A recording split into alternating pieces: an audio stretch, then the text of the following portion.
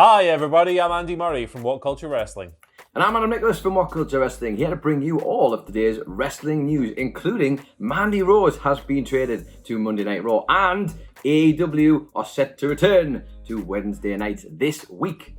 And I'm going to tell you all about the offer that Impact Wrestling had for Miro before he went to AEW, but first of all, we're going to talk AJ Styles, who doesn't like WWE's new schedule. This is the news. I'm never going to try and imitate him, so please don't ask. He's not here today. No one does it better than Adam Wilborn.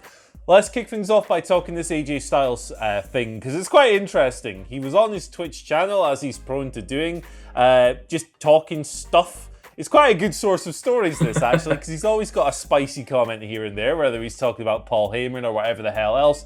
But most recently, AJ was talking about the WWE road schedule since going to the Thunderdome, and specifically how he doesn't like it, because it means he's working Fridays now, and that means he misses his son's high school football games. Now, when he came over to SmackDown, AJ, they were still doing the Performance Center pre-tapings. They weren't working Friday nights. However, with the Thunderdome, they are now live from the Amway Center on a Friday. This was brought in August. He, of course, moved to SmackDown to get the hell away from Paul Heyman, who's now on SmackDown anyway. Oh. So this move has turned out to be a right bucket of piss for AJ Styles, the poor guy. But yeah, the core of this, he's a little bit frustrated that, oh, crap, I can't watch my son's high school football games anymore. But, you know, you're in an Intercontinental title program. You're a featured wrestler every week. He's doing okay for himself, isn't he? I'd say he's doing pretty good. I mean, obviously, exactly as you mentioned there, trying to get away from Heyman and then ended up on the same show as Heyman. Anything but phenomenal, you might suggest this move has been for him. But you're right, though. In regards to this Twitch channel of his, I find it fascinating that it's become, especially for us, become such a great source of material to get in terms of inside scoops on WWE. Do you think there's any particular reason Styles is choosing to make that such he's really committed to telling a lot of things that I can't imagine Vince McMahon is overly happy with if he gets an eye on that one? I think he's just a guy who thinks knows that he's really secure in his employment and stuff, and he's probably made enough money now to be able to retire. That's just me spitballing. He can probably go, hey, I don't give a crap if you fire me. I go to AEW, they'll give me X amount of money, I'll go to New Japan, whatever. He just seems like a guy who's really happy, confident, comfortable with where he is, knows he's got a bit of stock with the management and so forth. He said that this is going to be his last wrestling contract. I think, he's just at ease, and he's going on Twitch, he's shooting the bullets and hopefully making some money on the side as well, although he'll have to be Alan Jones or something when that band comes in. Is that his name? Alan Jones? This has gone off the rails already. It is now, mate. It's Alan Jones now. Well, let's move on, shall we? Let's talk about someone else on the WWE roster who I think we can all agree isn't AJ Styles. It's Mandy Rose. There you go. What a lovely segue that is. Basically, as you may have seen, this is by no means new news, but it has now been confirmed by WWE on their website. Mandy Rose has been traded to Monday Night Raw. Now, this was announced by The Miz initially on Talking Smack on Friday.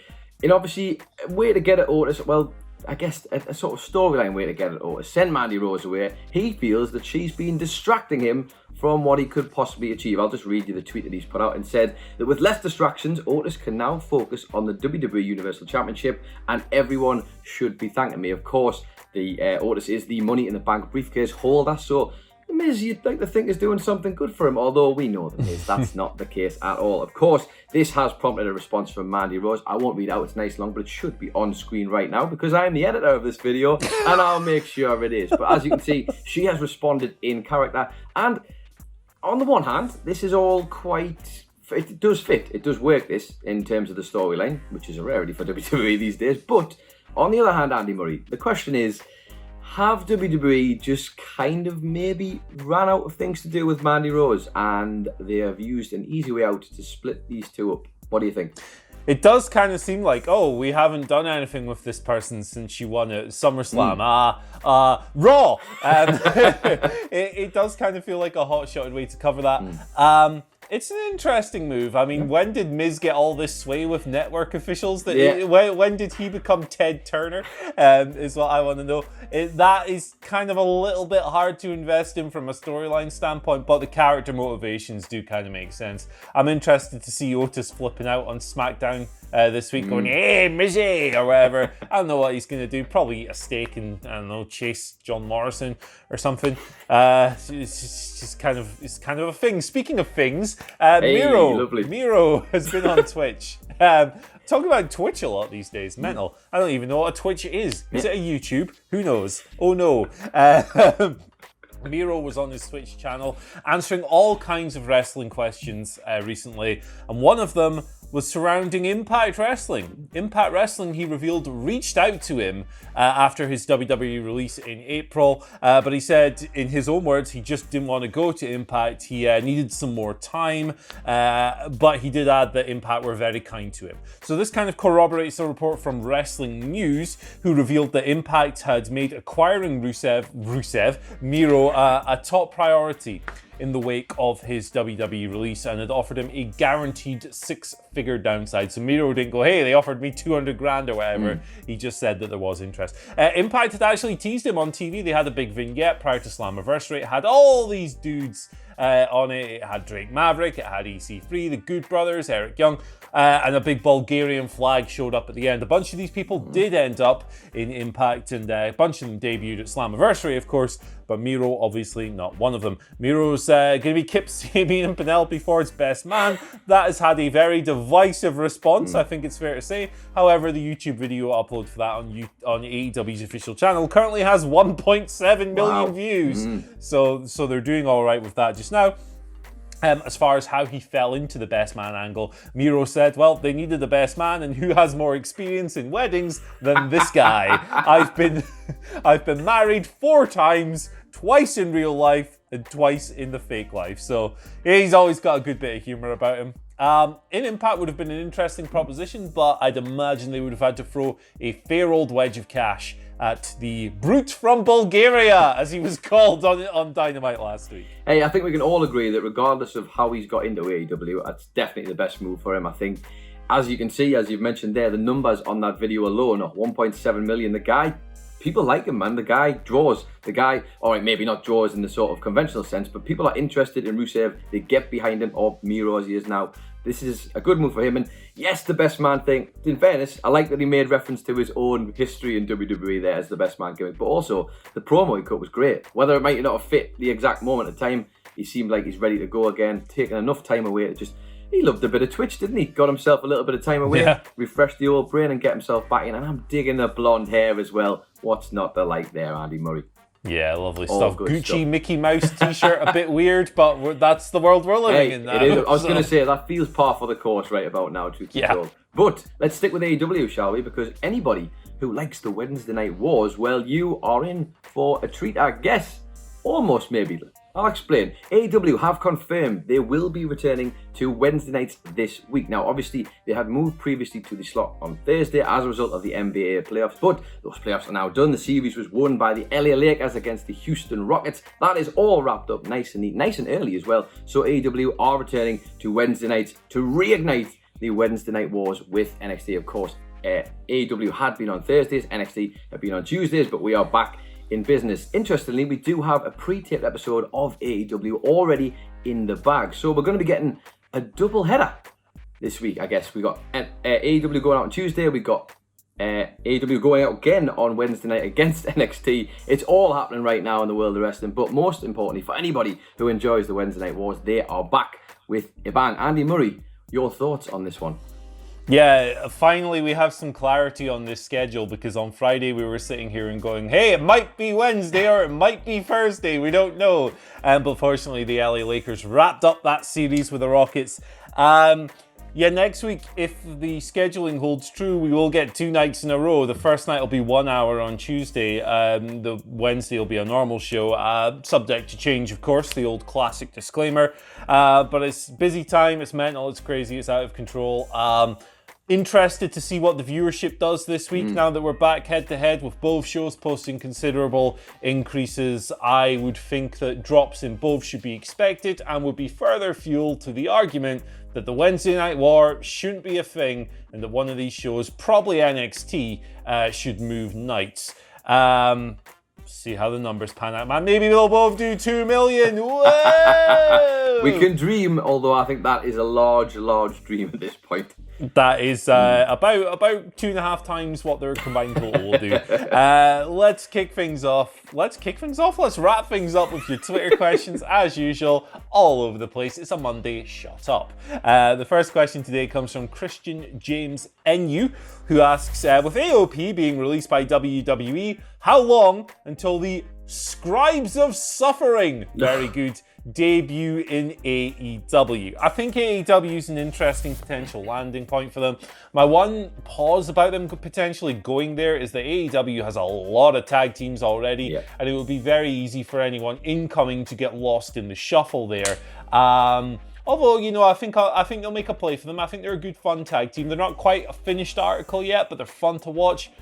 My inclination is perhaps Impact, which means we can really go, what are the writers of Hurt doing in the Impact Zone? We can do all those jokes over there. Yeah, I think some people might say that the Scribes of... What did they call them? Scribes of Suffering. The Scribes of Suffering. I think that was pretty much where they were at before they left WWE, actually. I think they've already debuted in the WWE, unfortunately, because they were not treated well, I don't think, overall. I mean, I know obviously we've seen them disappear out of the company now. Just another waste. It feels like another waste for anybody who's ever obviously followed NXT long enough. You know these guys were great. They made them what they were. They got rid of Paul Ellering before they needed to get rid of Paul Ellering to replace the manager with Drake Maverick. So yeah, for me, as long as they get to wrestle somewhere, I think there's talent there, definitely. And I think anybody with half an eye could recognise that one. Absolutely. Speaking of talent, let's talk Roman Reigns. A question here from Great Wind 97 SWO. Asks, what if Jey Uso versus Roman Reigns is a starting point for Roman Reigns versus The Rock in a cinematic match at WrestleMania 37, set up for creating a new megastar like Big E who will win the title against heel Reigns at WrestleMania 38?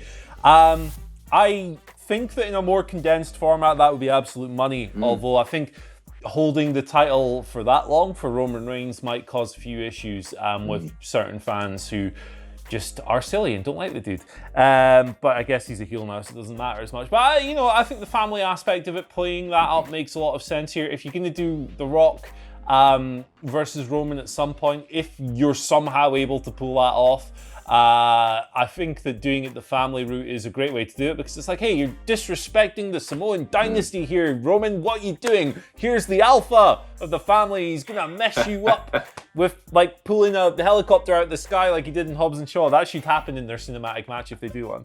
But what do you think of all this, Adam Nicholas? I think I like the idea of this. My one qualm would be with this, that is such a big match, Roman Reigns, The Rock, which, let's be honest, Vince McMahon will probably have one eye on that at some point, but if he does do it, he's going to want to do it when there's an audience there, and it's going to be a big audience. That's what he's going to want to do. So I would be hesitant to even make any plans of that nature for WrestleMania 37, because we just don't know at the moment where everybody's going to be. Honestly, in the next year or so, we don't know. We don't know what's going on, but ultimately, I would like to see it. What I'm more intrigued, though, is I'd love to see this, I'm hoping the match between Jey Uso and Roman Reigns gets a chance to launch Jey into some sort of singles career, because the guy can go, man. I mean, that fatal four-way they had in the first place was fantastic. I'd like to see him get a chance. And you know these two can put on magic. And that family tie is a nice neat little thing to add in there as well. Absolutely. And our final question here today comes from Mark Solid, who asks, morning guys, hope you had a great weekend. Thank you very much. Absolutely. Thoughts on Miro being a face or heel when he pops up in New Japan and possible matches? If he comes in as a face, I would like to see him face Evil or friend of the channel, Haku. Also, Thumper and Triton say hi. Look at the dogs, man. These are they are tremendous. Good dogs. We need that stuff on Monday, don't we? We really do, every single Monday. Yeah, I mean, I'm with you. I think Evil is a particularly interesting match. The guy I always want to see new people coming in to New Japan facing as an acid test, because if you can't have a good match with this guy, it's not a good sign. Tomohiro Ishii, who's my favourite wrestler as well. Just those two big beefy boys slapping their beef off each other, man. Just steak on steak and lasagna. Stuff, yeah. I think he'd make a good hit face or a heel, although with the type of character he plays and the more real sport feel of New Japan, I feel like a heel might be more appropriate for. Yeah, I think you're right. Rusev's proven himself he can do either at this point. Rusev, I keep calling him Rusev. Miro has proven himself at this point he can do either. I think that'd be a bunch of matches. Ishii would be unbelievable now that you mention it. Just imagine them two banging against each other. But honestly, I know you said heel, but I think honestly even a face kind of gimmick could work for him, because he can work that crowd so well that he just, imagine him getting the types of reactions that like a Juice Robinson gets. Just like really getting the fans behind him, but I don't know. They'd probably chuck him in as a heel, truth be told, let's be honest. Yeah, we can do either of them. He's could very do either. versatile and skilled man. Absolutely. Thank you for joining us today. You've been wonderful. I almost said we've been wonderful, but I mean, that goes without saying. You can follow us on Twitter at WhatCulture WWE. That's where you can send us Twitter questions. We'll get to those tomorrow. We might be back later on today. Who the hell knows? It depends what news breaks. You can find Adam Nicholas on Twitter at... It's Adam Nicholas, and you can find Andy Murray on Twitter at Andy H. Murray, and the H stands for, speaking of Rusev, happy birthday Penelope Ford. He's going to be the best man at her wedding to Kip Sabian. So there you go. Wonderful. Beautiful. Wrapped up in a bow tie. Now, bye. Goodbye.